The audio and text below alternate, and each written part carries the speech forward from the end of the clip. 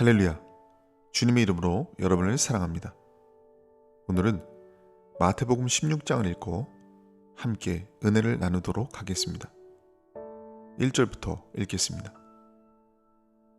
바리새인과 사두개인들이 와서 예수를 시험하여 하늘로서 오는 표적 보이기를 청하니 예수께서 대답하여 가라사대 너희가 저녁에 하늘이 붉으면 날이 좋겠다 하고 아침에 하늘이 붉고 흐리면 오늘은 날이 굳겠다 하나니 너희가 천기는 분별할 줄 알면서 시대의 표적은 분별할 수 없느냐. 악하고 음란한 세대가 표적을 구하나 요나의 표적밖에는 보여줄 표적이 없느니라 하시고 저희를 떠나가시다 제자들이 건너편으로 갈새 떡 가져가기를 잊었더니 예수께서 이르시되 삼가 바리새인과 사두개인들의 누룩을 주의하라 하신대 제자들이 서로 의논하여 가로되 우리가 떡을 가져오지 아니하였도다 하거늘 예수께서 아시고 가라사대 믿음이 적은 자들아 어찌 떡이 없으므로 서로 의논하느냐.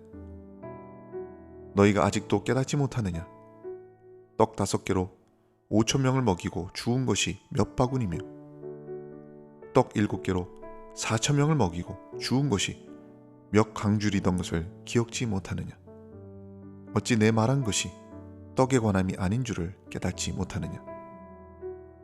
오직 바리새인과 사두개인들의 누룩을 주의하라 하시니 그제야 제자들이 떡의 누룩이 아니요 바리새인과 사두개인들의 교훈을 삼가라고 말씀하신 줄을 깨달으니라. 예수께서 가이사랴 빌립보 지방에 이르러 제자들에게 물어 가라사대 사람들이 인자를 누구라 하느냐. 가로되 더러는 세례 요한, 더러는 엘리야, 어떤 이는 예레미야나 선지자 중에 하나라 하나이다. 가라사대 너희는 나를 누구라 하느냐. 시몬 베드로가 대답하여 가로되 주는 그리스도시요 살아계신 하나님의 아들이시니이다. 예수께서 대답하여 가라사대 바요나 시몬아 네가 복이 있도다. 이를 내게 알게 한 이는 혈육이 아니요 하늘에 계신 내 아버지시니라. 또 내가 네게 이르노니 너는 베드로라. 내가 이 반석 위에 내 교회를 세우리니 음부의 권세가 이기지 못하리라. 내가 천국 열쇠를 네게 주리니 내가 땅에서 무엇이든지 매면 하늘에서도 매일 것이요 내가 땅에서 무엇이든지 풀면 하늘에서도 풀리리라 하시고 이에 제자들을 경계하사 자기가 그리스도인 것을 아무에게도 이르지 말라 하시니라. 이때로부터 예수 그리스도께서 자기가 예루살렘에 올라가 장로들과 대제사장들과 서기관들에게 많은 고난을 받고 죽임을 당하고 제3일에 살아나야 할 것을 제자들에게 비로소 가르치시니 베드로가 예수를 붙들고 간하여 가로되 주여 그리하지 마옵소서. 이 일이 결코 주에게 미치지 아니하리이다. 예수께서 돌이키시며 베드로에게 이르시되 사탄아 내 뒤로 물러가라. 너는 나를 넘어지게 하는 자로다. 네가 하나님의 일을 생각지 아니하고 도리어 사람의 일을 생각하는도다 하시고 이에 예수께서 제자들에게 이르시되 아무든지 나를 따라오려거든 자기를 부인하고 자기 십자가를 지고 나를 쫓을 것이니라. 누구든지 제 목숨을 구원코자 하면 잃을 것이요 누구든지 나를 위하여 제 목숨을 잃으면 찾으리라. 사람이 만일 온 천하를 얻고도 제 목숨을 잃으면 무엇이 유익하리요. 사람이 무엇을 주고 제 목숨을 바꾸겠느냐. 인자가 아버지의 영광으로 그 천사들과 함께 오리니 그때 각 사람의 행한 대로 갚으리라. 진실로 너희에게 이르노니 여기 섰는 사람 중에 죽기 전에 인자가 그 왕권을 가지고 오는 것을 볼 자들도 있느니라. 마태복음 16장에는 바리새인과 사두개인이 예수님께 하늘로서 오는 표적을 구하는 장면이 기록되어 있습니다. 바리새인과 사두개인은 유대교를 대표하는 양대 세력이며 종파입니다. 이들은 종교와 정치적 문제에 있어서 서로 다른 견해를 갖고 있었습니다. 바리새인은 장로들의 전통을 굳게 지키는 정통주의자들이고, 사두개인은 구약 성경에서 오직 모세 오경만을 하나님의 말씀으로 인정하고 천사나 부활이나 메시아 사상을 믿지 않았습니다. 그러나 이 두 세력의 깊은 반목의 원인은 정치에 있었습니다. 바리새인들은 정치에 관심이 없이 그들의 종교적 원칙만 인정한다면 어떤 정보라도 좋다는 식이었고, 사두개인들은 소수의 귀족 계급으로서 자신들의 재산과 특권을 유지하기 위해서 로마를 섬기고 그들에게 협력하는 부류였습니다. 이렇게 서로 상반된 종파가 예수님을 모함하고 비판하는 데 있어서는 함께 야합하는 모습을 보였던 것입니다. 바리새인들은 극단적인 보수주의자로서 신앙 전통과 율법을 철저히 지키는 사람들이었습니다. 반면에 사두개인들은 공예의 중요한 요직을 차지하면서 영적인 가치보다 명예와 물질적 소득에만 관심을 가졌던 사람들이었죠. 따라서 이들은 참된 진리를 추구하고 하나님을 진정으로 경외하는 삶을 사는 사람들이 아니라 종교적 이익에만 몰두했다는 것을 알 수 있습니다. 따라서 이들은 하나님의 말씀을 달달 외울 정도로 많이 아는 사람들이었지만 그 말씀의 참된 의미를 결코 깨달을 수가 없었던 것입니다. 이처럼 영적인 무지와 불신앙의 늪에 빠져 있는 사람은 아무리 교회 안에 있다고 해도 절대로 하나님을 만날 수 없고 진리를 발견할 수 없음을 깨달아야 합니다. 우리는 종교인이 아니라 신앙인이 되어야 합니다. 우리는 교인이 아니라 성도가 되어야 하는 것입니다. 그렇다면 이들은 왜 예수님께 하늘에서 오는 표적을 구했던 것일까요? 지금까지 예수님이 행하신 기적 중에 물 위를 걸으시고 문둥병을 고치시고 장님을 눈뜨게 하는 것만 봐도 표적으로서는 충분한 것이었습니다. 그러나 그들은 예수님의 표적을 평가절하하면서 예수님이 만약 진정한 메시아라면 하늘로서 오는 표적이 있어야 한다고 생각한 것이죠. 즉 모세처럼 하늘에서 만나를 내리게 한다든지, 엘리야처럼 하늘로서 불을 내리게 한다든지, 태양을 움직여서 그림자를 물러가게 한다든지, 천둥 번개가 치게 만든다든지, 그러한 종류의 표적을 요구했던 것이죠. 즉 그들은 올바른 믿음에서 표적을 구한 것이 아니라 예수님을 시험하고 올무를 놓아서 비판하기 위해서 표적을 요구한 것입니다.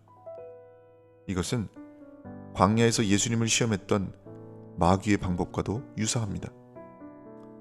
오늘날에도 복음을 증거하는 데 있어서 기적과 표적이 일어나면 더 효과적이라고 생각하는 사람들이 있습니다. 그러나 맹목적으로 이적과 기사만 추구하거나 신비주의에 빠지게 되면 하나님의 영광보다 이적 그 자체에만 몰두하게 됩니다.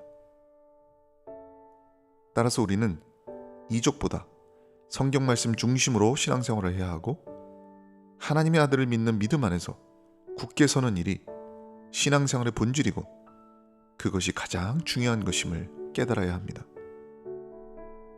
예수님은 표적을 구하는 바리새인과 사두개인에게 단호하게 말씀하십니다. 악하고 음란한 세대가 표적을 구하나 요나의 표적밖에는 보여줄 표적이 없느니라. 우리는 바리새인과 사두개인의 모습을 통해서 오늘날 우리 시대의 문제점과 신앙을 되돌아볼 필요가 있습니다. 예수님 당시에 사두개인과 바리새인은 이스라엘의 지도급 인사들로서 마땅히 시대를 예견하며 백성들을 바른 길로 이끌어야 가야만 했습니다. 그러나 그들은 날씨의 변화에는 민감했을지 몰라도 시대의 징조에 대해서는 전혀 분별하지 못하는 영적인 소경들이었습니다. 그래서 예수님이 그들에게 이런 말씀을 하십니다. 너희가 저녁에 하늘이 붉으면 날이 좋겠다 하고 아침에 하늘이 붉고 흐리면 오늘은 날이 굳겠다 하나니 너희가 천기는 분별할 줄 알면서 시대의 표적은 분별할 수 없느냐. 여기서 시대를 분별한다는 것은 무슨 뜻일까요?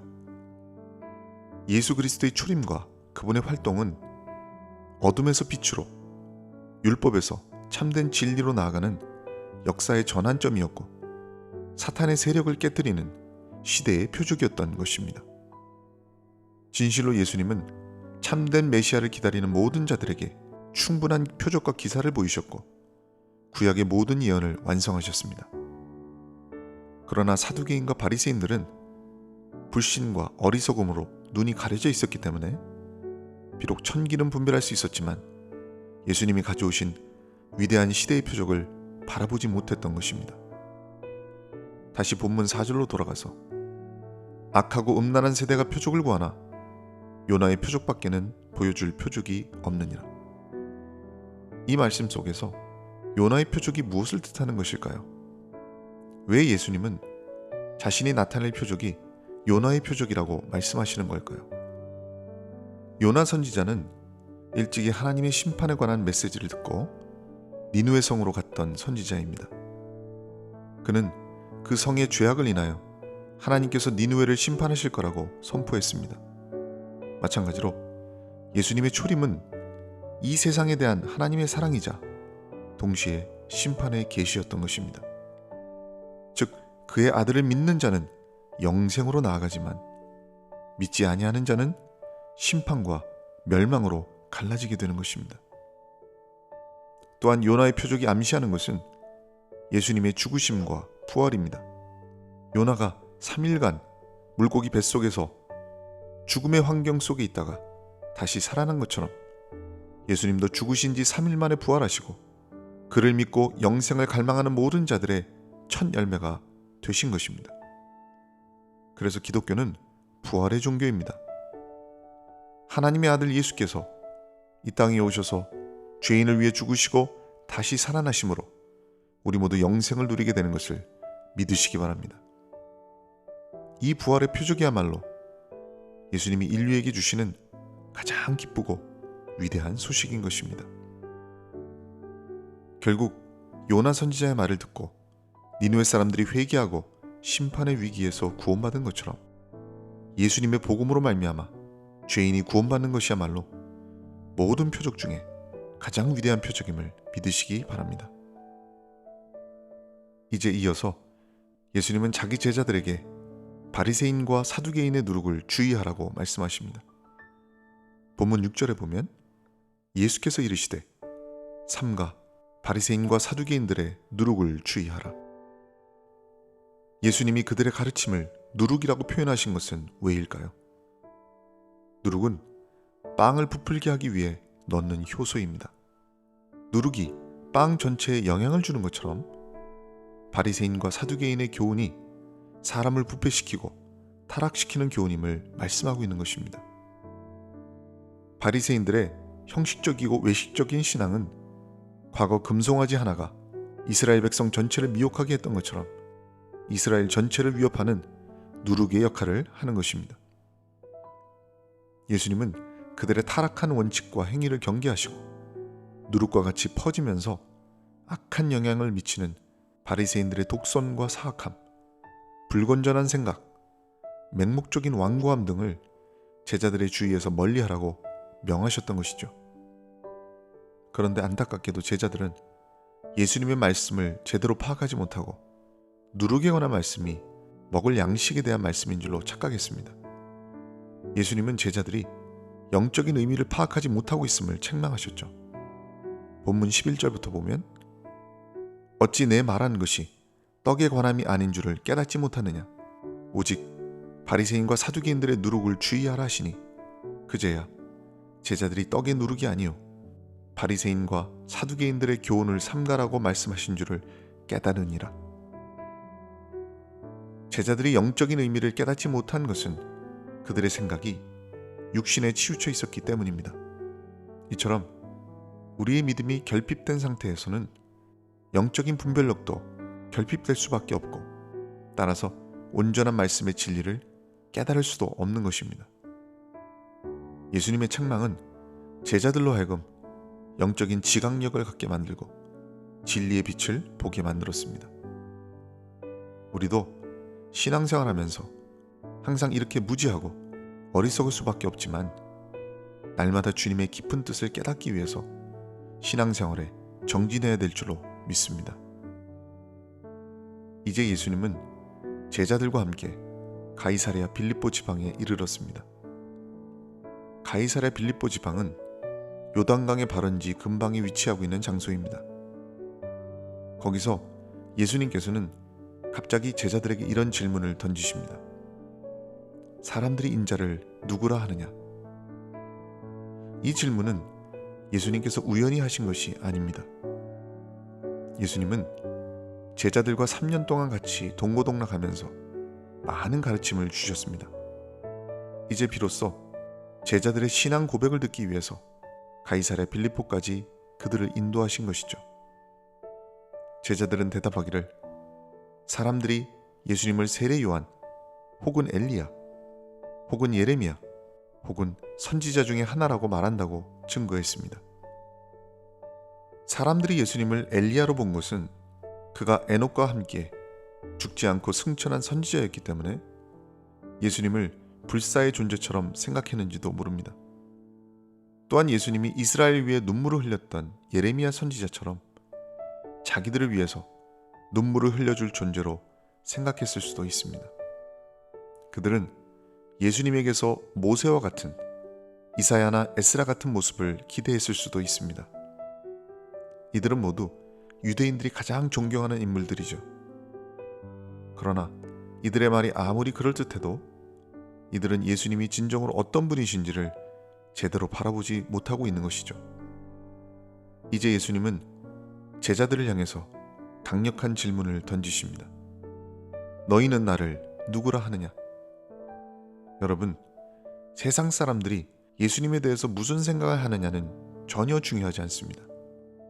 예수님은 자신의 제자들이 무슨 생각을 갖고 있는지를 알고자 하셨습니다.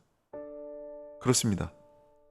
지금 이 시간 예수님을 따르고자 하는 여러분의 입에서 나오는 대답이 중요한 것입니다. 예수님은 여러분 한 사람 한 사람에게 묻고 계십니다. 너는 나를 누구라 하느냐? 그때 베드로가 대답합니다. 주는 그리스도시요 살아계신 하나님의 아들이시니이다. 이 놀라운 고백은 기독교 신앙의 핵심을 담고 있습니다. 기독교 역사 2000년간 우리가 하는 모든 신앙생활의 본질은 이 고백에 기초한 것임을 깨달아야 합니다. 그렇습니다. 주는 그리스도십니다. 그리고 살아계신 하나님의 아들이심을 믿어야 합니다. 베드로의 이 위대한 고백은 베드로 자신이 생각해낸 말이 아닙니다. 오직 하나님께서 성령의 조명을 통해서 그에게 영적인 비밀을 깨닫게 해주신 것이죠. 우리 인간이 구원받을 수 있는 유일한 길은 베드로가 했던 신앙 고백이 우리 안에서 성령의 감동으로 이루어질 때만 가능한 것입니다. 즉 우리는 예수님을 나의 구주로 영접해야 하고 살아계시는 하나님의 아들로 믿어야 합니다. 이 신앙 고백의 기초 위에서만이 우리가 죄사함을 받을 수 있고 세상과 구별될 수 있고 구원받는 하나님의 자녀로서 인정을 받게 되는 것입니다. 이제 예수님은 베드로에게 말씀하십니다. 너는 베드로라. 내가 이 반석 위에 내 교회를 세우리니 음부의 권세가 이기지 못하리라. 이 말씀은 베드로의 이름 위에 교회를 세운다는 뜻이 아니라 그의 신앙 고백 위에 교회를 세운다는 뜻입니다. 여기서 반석은 믿음을 뜻하고 교회를 의미하는 것입니다. 교회는 예수님을 하나님의 아들로 믿고 고백하는 신앙 위에 세워지는 것입니다. 그러한 교회는 음부의 권세가 절대로 이길 수 없습니다. 음부의 권세, 즉 죽음의 권세는 그리스도의 죽음과 부활의 권세로 무력화되었기 때문에 결코 주님의 몸된 교회를 공중 권세 잡은 마귀나 음부의 권세가 이기지 못함을 믿으시기 바랍니다. 예수님이 베드로에게 말씀하십니다. 내가 천국 열쇠를 네게 주리니 네가 땅에서 무엇이든지 매면 하늘에서도 매일 것이요 네가 땅에서 무엇이든지 풀면 하늘에서도 풀리리라. 여기서 천국 열쇠는 베드로 자신을 의미하지 않습니다. 만약 천국 열쇠를 베드로에게 주셨다면 베드로를 통해서 구원을 받아야 하는데 그것은 당치도 않은 말이죠. 왜냐하면 베드로 자신도 구원받아야 될 죄인이기 때문입니다. 따라서 천국의 열쇠는 예수님을 살아계신 하나님의 아들로 믿는 교회를 통해서 많은 사람들이 구원받게 될 것을 말씀하시는 것입니다. 오직 예수 그리스도만이 인간의 구원을 열고 닫으실 수 있는 구원의 주권자 되심을 믿으시고 여러분도 날마다 반석 같은 믿음 위에 서시기를 주님의 이름으로 축원을 드립니다. 오늘은 마태복음 16장을 읽고 함께 묵상하는 시간을 가졌습니다. 주님의 은혜와 평강이 여러분과 함께 하시기를 주님의 이름으로 축원을 드립니다.